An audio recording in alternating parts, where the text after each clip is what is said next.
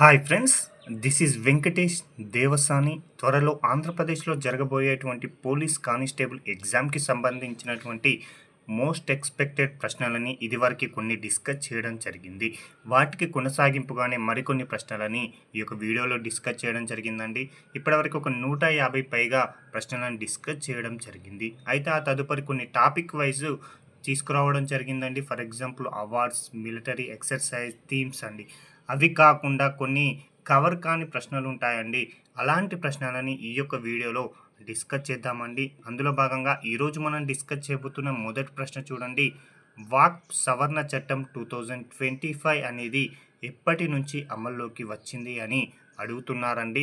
దీనికి సంబంధించి మనం ఇప్పుడు డెప్త్గా నేర్చుకునేటువంటి టైం కూడా లేదు కాబట్టి ఎగ్జామ్ పాయింట్ ఆఫ్ వ్యూలో ఇక్కడ నుంచి మనం ఎక్స్పెక్ట్ చేయాల్సినటువంటి అంశాల గురించి మాత్రమే డిస్కస్ చేస్తున్నామండి.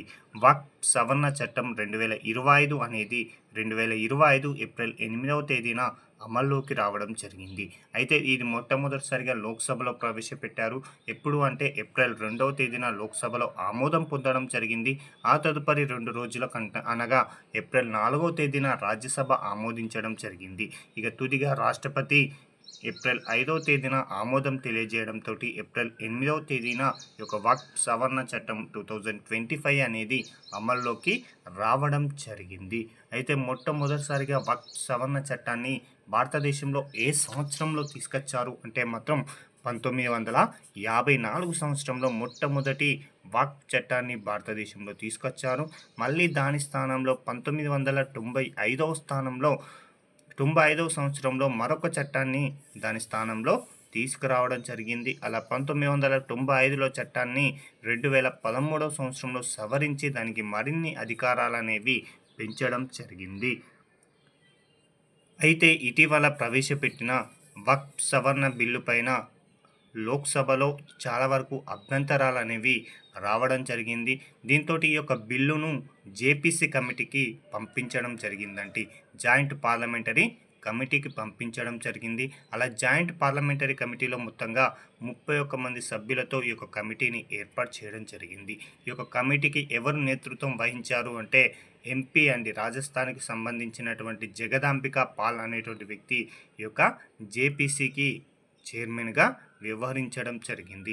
అయితే నూతనంగా వచ్చినటువంటి వక్ఫ్ సవరణ చట్టానికి పెట్టినటువంటి పేరు ఏంటి అంటే unified Waqf management empowerment efficiency and development బిల్లుగా ఈ యొక్క వక్ఫ్ సవరణ చట్టం బిల్లునైతే మార్చడం జరిగిందని గుర్తుంచుకుంటే సరిపోతుందండి. ఇక మరొక అంశం అండి, మోస్ట్ ఎక్స్పెక్ట్ చేయాల్సినటువంటి ఒక నివేదిక. ఇండియా జస్టిస్ రిపోర్ట్ 2025లో కోటి కంటే ఎక్కువ జనాభా కలిగినటువంటి రాష్ట్రాలలో ఆంధ్రప్రదేశ్ ఎన్నవ స్థానంలో నిలిచిందని అడుగుతున్నారండి. ఇండియన్ జస్టిస్ రిపోర్టును 2025 ఏప్రిల్ 15వ తేదీన విడుదల చేయడం జరిగింది. అయితే ఇందులో కోటి కంటే ఎక్కువ జనాభా ఉన్న నగరాలని, కోటి కంటే జనాభా తక్కువ ఉన్న నగరాలని వర్గీకరించడం జరిగింది. ఇందులో కోటి కంటే ఎక్కువ జనాభా ఉన్న నగరాలలో మన ఆంధ్రప్రదేశ్ రాష్ట్రం అనేది ఉండడం జరిగిందండి. అయితే ఈ యొక్క నివేదిక ప్రకారం ఇండియన్ జస్టిస్ రిపోర్ట్లో మొట్టమొదటి స్థానంలో ఉన్న రాష్ట్రంగా కర్ణాటక ఉంది. 2వ స్థానంలో మన ఆంధ్రప్రదేశ్ అనేది ఉండడం జరిగింది. 3వ స్థానంలో తెలుగు రాష్ట్రమైన తెలంగాణ, 4వ స్థానంలో కేరళ ఉంది. కాబట్టి ఇండియన్ జస్టిస్ రిపోర్ట్ 2025లో కోటి కంటే ఎక్కువ జనాభా కలిగిన రాష్ట్రాలలో ఆంధ్రప్రదేశ్ ఎన్నో స్థానం అంటాడు, 2వ స్థానం అని గుర్తుంచుకోండి. మొదటి స్థానం వచ్చేసి కర్ణాటక అని గుర్తుంచుకుంటే సరిపోతుంది.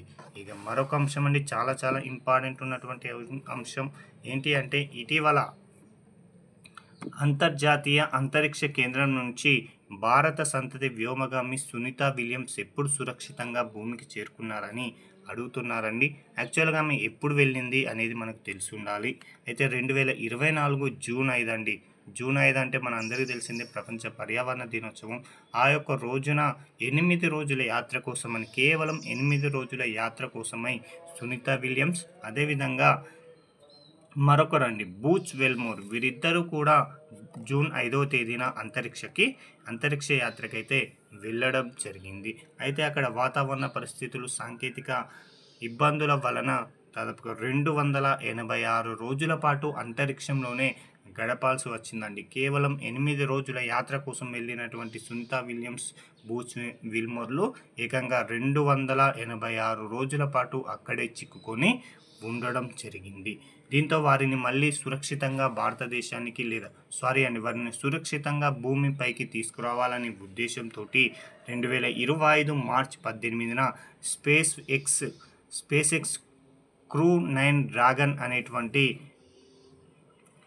వ్యోమనౌక 2025 మార్చి 18న స్పేస్ ఎక్స్కి సంబంధించిన క్రూ 9 డ్రాగన్ అనేటువంటి రాకెట్ అనేది అంతరిక్షానికి బయలుదేరడం జరిగింది. దీంతో వారు 2025 మార్చి 18న ఓకేనా వారు అంతరిక్షం నుంచి ఎప్పుడు బయలుదేరారు అంటే 2025 మార్చి 18 అని గుర్తుంచుకోండి. స్పేస్ ఎక్స్ క్రూ 9 డ్రాగన్ ద్వారా వారు భూమికి పయనం కాగా 2025 మార్చి 19వ తేదీన అమెరికాలో ఉన్నటువంటి ఫ్లోరిడా తీరంలో ఉన్నటువంటి అట్లాంటిక్ సముద్రంలో దిగడం జరిగింది. కాబట్టి గుర్తుంచుకోండి, ఏ రోజున సురక్షితంగా భూమిపైకి చేరుకున్నారు అంటే 2025 మార్చి 19 అని గుర్తుంచుకోండి. అయితే వచ్చేటప్పుడు మాత్రం ఏకంగా 4 రావడం జరిగిందండి.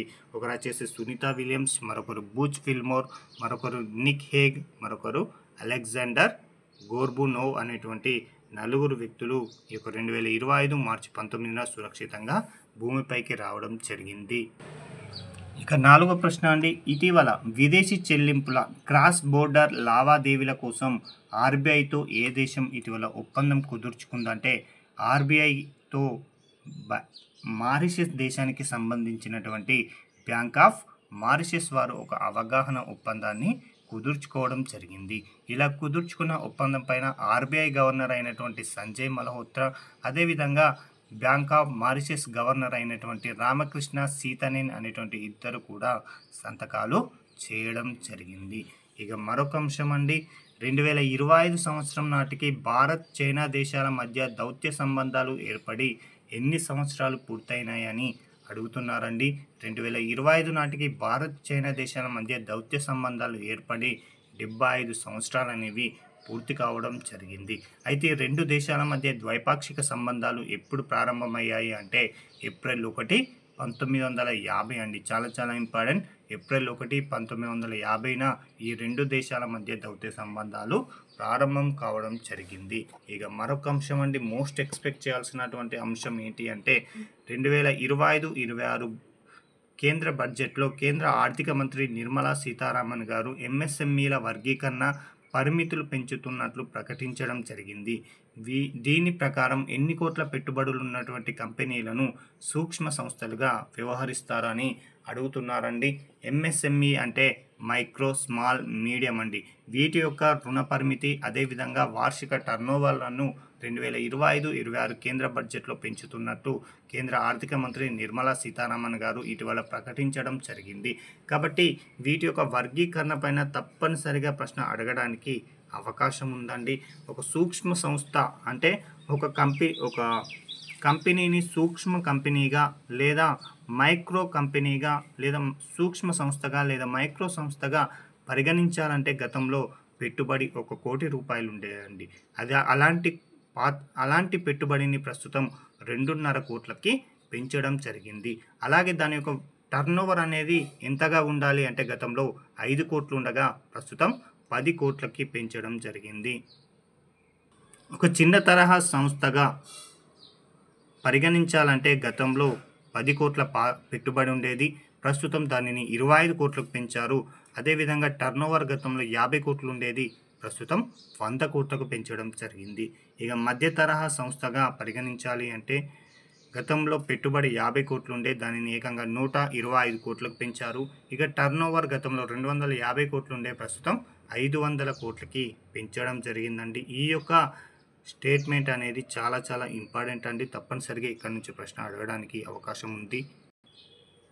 ఇక మరొక అంశం అండి, 7వ ప్రశ్న చూడండి. 2024-25 కేంద్ర ఆర్థిక సర్వే ప్రకారం భారతదేశంలో బియ్యాన్ని ఉత్పత్తి చేస్తున్న రాష్ట్రాలలో మొదటి స్థానంలో నిలిచినటువంటి రాష్ట్రం ఏది అని అడుగుతున్నారండి. మనం ఇప్పుడు డిస్కస్ చేయబోతున్న ఈ ప్రశ్నకి ఆధారం వచ్చేసి 2025లో ప్రవేశపెట్టినటువంటి 2024-25 సంవత్సరానికి సంబంధించినటువంటి ఆర్థిక సర్వే అండి. ఓకేనా? ఆర్థిక సర్వేలో పేర్కొన్న అంశం ఆధారంగా ఇక్కడ డిస్కస్ చేస్తున్నాం. కాబట్టి ఈ యొక్క ఆర్థిక సర్వే ప్రకారం భారతదేశంలో ప్రస్తుతం బియ్యం ఉత్పత్తిలో తెలంగాణ మొదటి స్థానంలో, ఉత్తరప్రదేశ్ రెండవ స్థానంలో, వెస్ట్ బెంగాల్ మూడవ స్థానంలో ఉండడం జరిగింది. కాబట్టి చాలా చాలా ఇంపార్టెంట్గా గుర్తుంచుకోండి. అదేవిధంగా పత్తి ఉత్పత్తిలో గుజరాత్, మహారాష్ట్ర, తెలంగాణ ఇవి 3 స్థానాలలో ఉండడం జరిగింది. అదేవిధంగా పాల ఉత్పత్తిలో ఉత్తరప్రదేశ్, రాజస్థాన్ ఇవి మొదటి 2 స్థానాలలో ఉండడం జరిగింది. ఇక మరొక అంశం అండి, 2025 ఏప్రిల్ 24న ప్రదానం చేసినటువంటి ప్రత్యేక జాతీయ పంచాయతీ అవార్డులలో ఆత్మనిర్భర్ పంచాయతీ స్పెషల్ అవార్డుకి ఎంపికైనటువంటి ఆంధ్రప్రదేశ్ గ్రామం ఏది అని అడుగుతున్నారండి. 2025 ఏప్రిల్ 24 అనేది పంచాయతీరాజ్ దినోత్సవం అండి, జాతీయ పంచాయతీరాజ్ దినోత్సవం. అలాంటి జాతీయ పంచాయతీరాజ్ దినోత్సవాన్ని ఇటీవల కాలంలో బీహార్ రాష్ట్రంలో మితౌలి మధుబని అనేటువంటి ప్రాంతంలో నిర్వహించడం జరిగింది. కాబట్టి చాలా చాలా ఇంపార్టెంట్ అండి. 2025 ఏప్రిల్ 24న ఈ యొక్క జాతీయ పంచాయతీరాజ్ దినోత్సవాన్ని బీహార్లో ఉన్నటువంటి మధుబనిలో నిర్వహించడం జరిగింది. దానికి ముఖ్య అతిథిగా భారత ప్రధాని నరేంద్ర మోడీ గారు హాజరు కావడం జరిగింది. ఈ సందర్భంలో ప్రత్యేక పంచాయతీ జాతీయ పురస్కారాలను అందించడం జరిగిందండి. అయితే 2024 డిసెంబర్ 11వ తేదీన రాష్ట్రపతి ద్రౌపది ముర్ము గారు పంచాయతీ పురస్కారాలను ప్రకటించారు. 45 పంచాయతీలకు ఈ యొక్క పురస్కారాలను ప్రకటించడం జరిగింది. అందులో ఆంధ్రప్రదేశ్కు సంబంధించి 4 పంచాయతీలు ఎంపిక కావడం జరిగింది. అవి కాకుండా ఈ యొక్క పంచాయతీరాజ్ దినోత్సవం రోజున ప్రత్యేకమైన పంచాయతీ అవార్డులని ప్రకటించడం జరిగింది. అందులో భాగంగా ఒక విభాగం వచ్చేసి ఆత్మనిర్భర్ పంచాయతీ స్పెషల్ అవార్డు అండి.